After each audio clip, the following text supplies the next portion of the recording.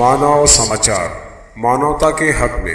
आदाब, मैं हूं इमरान राशिद और आप देख रहे हैं मानव समाचार।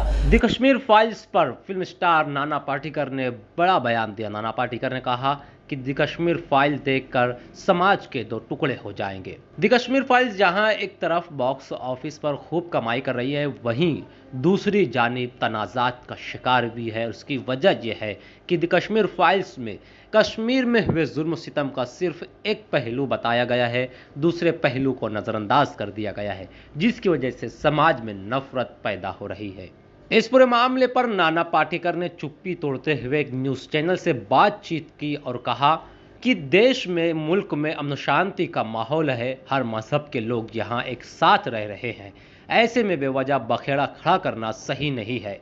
यही नहीं, नाना पाटेकर ने सीधे शब्दों में, सीधे अल्फाज में कहा कि द कश्मीर फाइल्स देखकर समाज के दो टुकड़े हो जाएंगे और इस तरह दरार डालना सही नहीं है।